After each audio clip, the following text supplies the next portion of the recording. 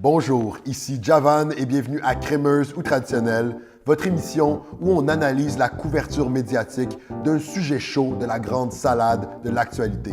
Cette semaine, on se demande, est-ce que les chroniqueurs québécois monopolisent la conversation sur la race et le racisme? Elle est née à Montréal et elle a grandi au Québec. C'est le racisme.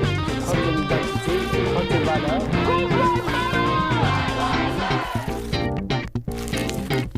Donc, salut Ikram. Salut Javan. Et bonsoir Thomas. Bonsoir, Javan. Cette semaine, on a parlé dans les médias, on a vu plusieurs articles sur la race et le racisme. Et puisqu'on est à Crémeuse ou Traditionnelle, on doit parler du traitement médiatique de cet important sujet. Ikram, tu veux commencer par nous parler d'une guerre de gazouillis qu'il y a eu au niveau fédéral?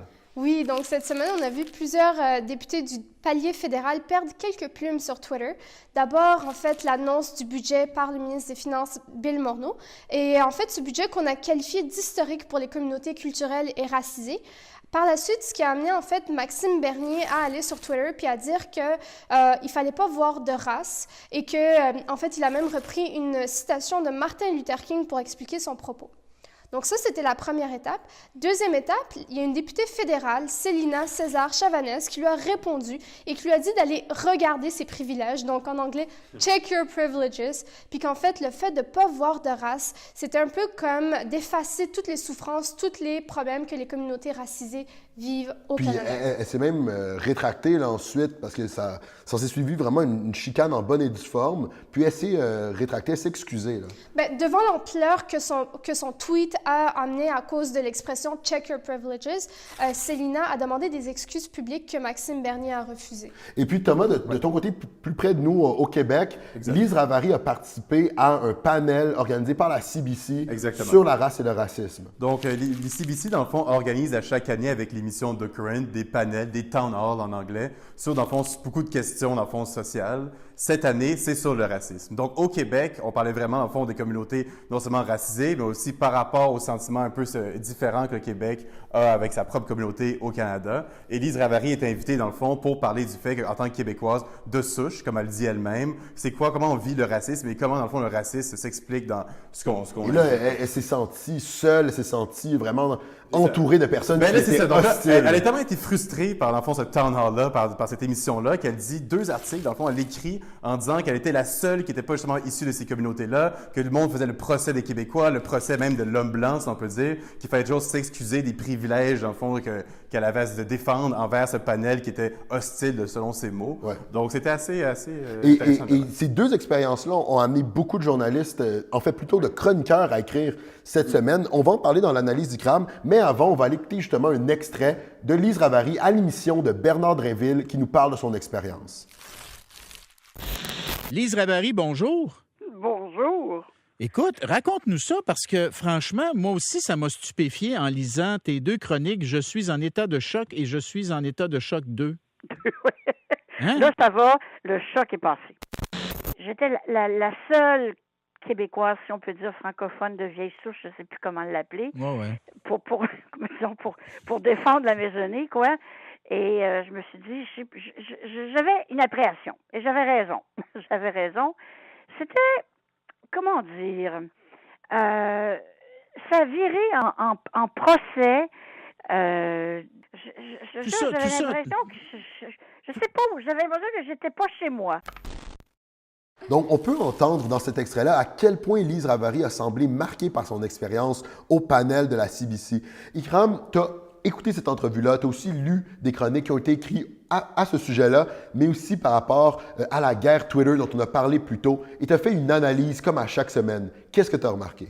Donc, cette semaine, pour l'analyse du champ lexical, j'ai été lire les chroniques qui ont été publiées par certains chroniqueurs du Journal de Montréal, plus spécifiquement Joseph Facal, Mathieu Bocoté, Martineau. Et donc, qu'est-ce qu'on a remarqué, c'est qu'il y avait un certain discours qui revenait dans tous les articles. Donc, souvent, ces chroniqueurs nous parlaient de racisme inversé. Plus particulièrement, ils disaient que les gens qui combattaient le racisme, donc les groupes antiracisme, étaient eux-mêmes racistes parce qu'ils voyaient de la couleur. Donc, on allait même jusqu'à parler du racisme inversé, du racisme anti-blanc. Et puis, au niveau de l'utilisation des guillemets, parce que c'est une autre stratégie ou plutôt une pratique là, qu'on voit, on utilise des guillemets pour certains mots et pas pour d'autres. Qu'est-ce qu'on t'a pu voir de ce côté-là? Donc, de ce côté-là, qu'est-ce qu'on a pu remarquer, c'est que les guillemets étaient encore utilisés pour parler du racisme systémique, mais que ces guillemets-là disparaissaient lorsqu'on parlait du racisme anti-blanc. On pense que c'est peut-être une stratégie pour légitimer le propos ou peut-être l'existence du racisme anti-blanc. Ça fait partie quand même de la chronique, là, qu'il y a eu une pièce où est-ce que l'auteur a le droit d'émettre son opinion, mais il faut quand même savoir que ça peut avoir un impact sur la manière dont on perçoit, n'est-ce pas, les mots qui sont écrits. Est-ce qu'on les voit comme une réalité ou comme une simple hypothèse? On va aller écouter un deuxième extrait de l'entrevue entre Lise Ravary et Bernard Drinville. On revient tout de suite pour la table ronde. Mais là, on s'est rendu, si t'es blanc, t'es l'ennemi. Si t'es blanc, t'es considéré... A priori, t'es raciste, c'est à toi de faire la preuve que tu ne l'es pas. Parce que ta couleur de la peau, parce que tu as une couleur de peau qui est blanche. Tu te dis, ben voyons donc. Autrement dit, même si tu ne l'es pas, tu l'es. Ben. Tu comprends? Mais ça, c'est... Moi, je les appelle la nouvelle aristocratie antiraciste. La mairesse Plante, a dit en entrevue avec Nathalie Petrovski qu'il lui arrivait d'avoir honte d'être blanche. Hein? Elle fait partie de cette mouvance-là, Québec inclusif et ainsi de suite. Oui. On est tombé sur la tête. Donc, à travers cette entrevue, à travers toutes les chroniques qu'on a pu lire cette semaine, on se demande, est-ce que les chroniqueurs aujourd'hui au Québec monopolisent la discussion sur la race et le racisme? On le sait, c'est un sujet très sensible, c'est un sujet que des journalistes, donc qui sont plutôt analytiques, sont là pour analyser des faits, poser des questions à des experts, vont aussi traiter, mais on se demande, est-ce que les chroniqueurs prennent trop de place à l'intérieur de ce débat-là? Qu'est-ce que tu en penses, Thomas? Bien, évidemment, je pense qu'ils prennent trop de place, mais de dire qu'ils monopolisent, là, par exemple, je suis quand même contre cette opinion-là.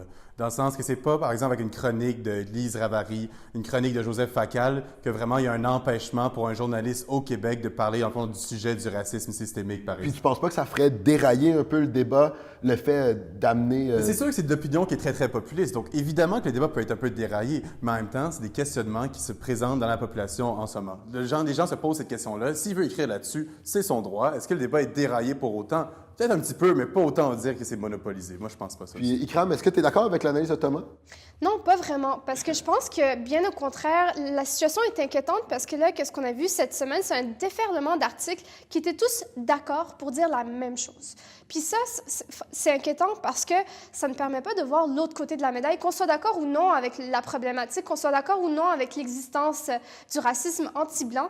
Il faut reconnaître qu'il faut avoir plusieurs différentes voix pour avoir un dialogue. Mais il y a plusieurs différentes voix, Ikram, quand même. C'est Rima El-Khoury a écrit dans la presse, dans le fond, à contresens de tout le monde qu'on a nommé du Journal de Montréal, pour dire, dans le fond, littéralement, qu'elle croyait qu'il y avait du racisme systémique. Elle croyait justement que l'homme blanc est un être privilégié, surtout au Québec en ce moment. Donc, le contresens est là. Et je pense pas qu'ils monopolisent la conversation. Au contraire, ils font une conversation. Donc, oui, c'est vrai qu'on a vu quand même que différentes opinions existent. Oui. Maintenant, demeure que Rima El-Khoury est aussi une chroniqueuse. C'est ça. Et donc, on est là pour se demander aussi, est-ce qu'il y a une usurpation, dans le fond, de l'espace médiatique par des gens, dans le fond, qui nous donnent surtout des opinions et pas tellement d'analyse statistique, d'analyse académique là, de tous ces sujets-là. Ça m'amène à ma deuxième question pour vous, qui est, est-ce que le public de tous ces médias-là, on a parlé de la presse, on a parlé de Lise Ravary, Bernard Drinville à la radio, on a parlé du Journal de Montréal encore plus, est-ce que le public est outillé pour faire la différence entre les genres, pour ne pas être confus entre les genres? Et par ces genres-là, je parle bien sûr de la chronique ou de l'article journalistique. Pour toi, Ikram, est-ce que le public est outillé? Non, définitivement pas. Si on va sur le Twitter de Lise Ravary, elle se dit journaliste. Mais là, lorsqu'on va dans ses articles dans le Journal de Montréal, ça dit blog. Donc, à part si on prend vraiment le temps de bien regarder, la confusion, elle est là. Donc, c'est ça le problème. C'est qu'il y a vraiment une usurpation des chroniqueurs pour des journalistes qui, au final, n'utilisent pas des faits, mais qui disent juste des impressions, mais des impressions qui ne sont pas partagées par la majorité des gens, mais plus par eux. Toi, Thomas, est-ce que tu penses que le lecteur moyen est capable de faire la différence entre une chronique Mais moi, et je un pense article? quand même que oui. Ça reste que, tu sais, évidemment, Ikram a quand même raison par rapport à Lise Ravary et comment elle s'auto-proclame comme journaliste sur Twitter. Elle a raison là-dessus. Mais en général, on voit vraiment la rubrique blog / chronique un peu du Journal de Montréal. On voit la presse aussi avec tout le niveau d'éditorialistes, de blogueurs, de chroniqueurs, qui est très, très différent des Tommy Chouinard de ce monde qui font vraiment juste du journalisme pur et dur. Donc, il y a vraiment comme une parité entre les deux. On voit la différence. Et d'ailleurs, si on suit les journaux en général, on voit c'est peut-être les mêmes personnes qui reviennent souvent pour dire leur opinion par rapport aussi aux journalistes plus de quotidien, si on peut dire. Donc, c'est très différent. Il y a quand même des grands noms, là, qui, comme Oui. je peux penser à Patrick Lagacé, Oui. qui va faire à la fois de l'enquête, un peu de chronique, un peu se de promène, journalisme. c'est Oui, ça. c'est ça. Oui. Puis, est-ce que pour vous, ça, c'est possible pour un lecteur moyen d'être capable de faire la part des choses le matin là, à 7 heures en lisant son journal? Ou est-ce que c'est trop difficile puis il faudrait encore plus séparer, mettre vraiment une Ça barrière reste que, entre si les on genres? prend exemple, on parlait du Journal de Montréal tantôt, on a vu l'extrait aussi, l'extrait, dans le fond, l'image pendant qu'on parlait. On voit vraiment le Journal de Montréal, en gros, écrit chronique Joseph Facal. À un moment donné, je pense que c'est assez clair aussi. Là. Je suis désolé, OK. mais... Dans ce cas-là, laissez-moi un peu peut-être formuler ça de façon différente. Je pense que de ces chroniqueurs-là, on s'entend à un certain minimum de déontologie. Ça, on est Lorsqu'on d'accord. s'attend à un Oui. minimum, c'est-à-dire c'est l'utilisation de faits. Puis pour revenir à l'article de Rima El-Khoury qui résumait très bien la situation et qui est en fait la seule opposition qu'on a vue dans un média un peu plus général puis très populaire au Québec, elle disait que justement dans aucun de ces articles-là, on a parlé de faits. Donc là, qu'est-ce qui est dangereux, c'est d'émettre des opinions puis de les prendre pour des faits. Puis c'est ça que j'accuse de ces chroniqueurs. Lorsque tu es chroniqueur, ça te donne pas automatiquement le droit de faire fi des faits et de la réalité et des statistiques. Mais c'est vraiment l'impression qu'on a. Puis c'est pour ça, pour moi, je trouve que malgré que ce que tu dis, ça a du sens, c'est dangereux à long terme. Merci beaucoup, Ikram. Maintenant, pour le segment médias sociaux.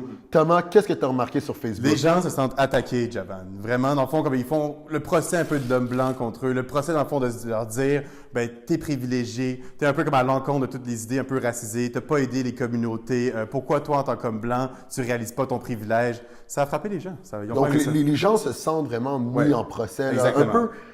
Ben, c'est comme la phrase classique de dire comme non seulement je ne suis pas raciste, mais aussi de dire ben comme c'est pas vrai que vu que je suis blanc, le monde doit me juger par rapport à mon privilège. Et ça, Alors, c'est ça. ça, Thomas, c'est des commentaires que tu as vus sur Partout. les chroniques. Ouais. Surtout sur les chroniques. Donc, Bernard Drinville, Lise Ravary, Joseph Facal, on en a vu beaucoup. Mais en général, dès que le sujet un peu du racisme, surtout systémique ou du racisme blanc, évidemment, la question est abordée, les commentaires ne disaient que ça seulement.